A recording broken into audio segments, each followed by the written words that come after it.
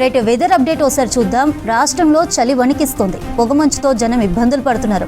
కొన్ని ప్రాంతాల్లో అయితే సాధారణం కంటే 2-3 డిగ్రీలు తక్కువగా రికార్డ్ అవుతున్నాయి ఉష్ణోగ్రతలు. రాష్ట్రంలో ఇప్పటికే పలు ప్రాంతాల్లో సింగిల్ డిజిట్ ఉష్ణోగ్రతలు కొనసాగుతున్నాయి. ఉత్తర భారతదేశం నుంచి వీస్తున్న చలిగాలులు మధ్య తెలంగాణ వరకు విస్తరించడంతో చలి తీవ్రత పెరిగిందంటున్నారు వెదర్ ఆఫీసర్స్. ఉత్తర పశ్చిమ జిల్లాలతో పాటు సిటీ శివారు ప్రాంతాల్లోనూ చలి అధికంగా ఉంటుంది. ఆదిలాబాద్, కొమరంభీం, ఆసిఫాబాద్, మంచిర్యాల, కామారెడ్డి, మెదక్, సంగారెడ్డి జిల్లాల్లో 4 డిగ్రీల టెంపరేచర్ రికార్డ్ అయింది. రాష్ట్రంలో 4 డిగ్రీల కనిష్ట ఉష్ణోగ్రత, 29 డిగ్రీల గరిష్ట ఉష్ణోగ్రతలు నమోదైనట్లు తెలిపారు అధికారులు. మరో 4 రోజుల పాటు చలి తీవ్రత, పొగమంచు ప్రభావం కొనసాగే అవకాశం ఉందని చెబుతున్నారు ఆఫీసర్స్. చలి తీవ్రత ఎక్కువగా ఉండడంతో ఉదయాన్నే వాకింగ్ వెళ్లే ప్రజలు తప్పనిసరిగా మాస్కులు ధరించడంతో పాటు వృద్ధులు, పిల్లలు, గర్భిణీలు, ఆస్తమా పేషెంట్లు తగు జాగ్రత్తలు పాటించాలని సూచిస్తున్నారు డాక్టర్లు. రైట్, వెదర్ అప్డేట్స్ మా ప్రతినిధి రాంప్రసాద్ అందిస్తారు. Ramprasad, over to you. Telangana రాష్ట్ర వ్యాప్తంగా చలితో పాటు పొగమంచు తీవ్రత కొనసాగుతూ ఉంది. మనం చూస్తే గడిచిన 25 రోజుల నుంచి రాష్ట్ర వ్యాప్తంగా చలి తీవ్రత ఎక్కువగా ఉన్న కారణంగా వివిధ జిల్లాలలో అయితే కనిష్ట ఉష్ణోగ్రతలు నమోదవుతున్నటువంటి పరిస్థితి. ముఖ్యంగా మనం చూస్తే తెలంగాణ రాష్ట్రంలో ఇప్పటికే చాలా జిల్లాలలో ఇటు సింగిల్ డిజిట్కే పరిమితమైనటువంటి ఉష్ణోగ్రతలను మనం ఒకసారి గమనించవచ్చు. ఎందుకంటే ఇటు చలి ఒకవైపు అయితే మరొక వైపు పొగమంచు కారణంగా కూడా ప్రజలు తీవ్ర ఇబ్బందులు పడుతున్నటువంటి సిచ్యువేషన్ మనం చూడవచ్చు.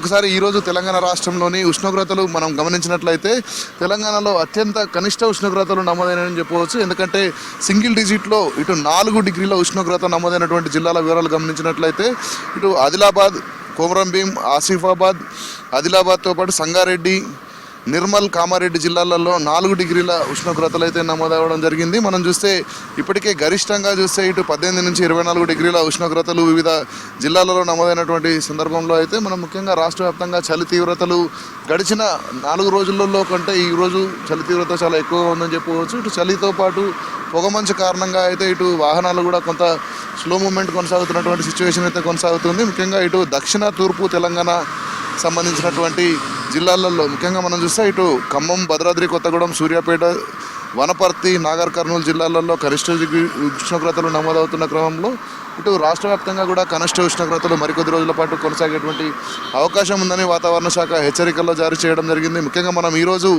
కనిష్ట గరిష్ట ఉష్ణోగ్రతలు నమోదైనటువంటి వివరాలను గమనించినట్లయితే సంగారెడ్డిలో 4 నుంచి 8 డిగ్రీల ఉష్ణోగ్రతలు నమోదవడం జరిగింది. అంతేకాకుండా ఇటు కుమరంభీం, ఆసిఫాబాద్ జిల్లాలో 4 నుంచి 8 డిగ్రీలు, ఆదిలాబాద్లో 5 నుంచి 9 డిగ్రీల ఉష్ణోగ్రతలు నమోదవడం జరిగింది. రంగారెడ్డి జిల్లాలో 5 నుంచి 9, వికారాబాద్లో 5 నుంచి 9 డిగ్రీల ఉష్ణోగ్రతలు నమోదవడంతో పాటు ఇటు మెదక్ జిల్లాలో 7 నుంచి 10 డిగ్రీల ఉష్ణోగ్రతలు నమోదైనాయి. ముఖ్యంగా మనం హైదరాబాద్ గమనిస్తే హైదరాబాద్లో 12 డిగ్రీల ఉష్ణోగ్రతలు నమోదైనటువంటి ఒక పరిస్థితిని అయితే మనం చూడవచ్చు. అంతేకాకుండా ఇటు చలి తీవ్రతతో పాటు ఒకవైపు పొగమంచు కూడా దట్టంగా కురుస్తున్న క్రమంలో అయితే ముఖ్యంగా ఇటు రోడ్లపై వెళ్తున్నటువంటి వాహనదారులు తీవ్ర ఇబ్బందులు పడుతున్నటువంటి సిచ్యువేషన్ మనం చూస్తున్నాం. ఎందుకంటే ఇటు ఉత్తర ఈశాన్య భారతం నుంచి వీస్తున్నటువంటి గాలుల కారణంగా చలి తీవ్రతలో అయితే ఇటు పొగమంచు అయితే కురుస్తున్నటువంటి దృశ్యాలను మనం చూస్తున్నాం. అంతేకాకుండా గడిచినటువంటి 25 రోజుల నుంచి కూడా చలి తీవ్రత అత్యధికంగా పెరిగిన క్రమంలో ఈ యొక్క తీవ్రత మరొక 3 రోజుల పాటు కూడా తెలంగాణ రాష్ట్రంలో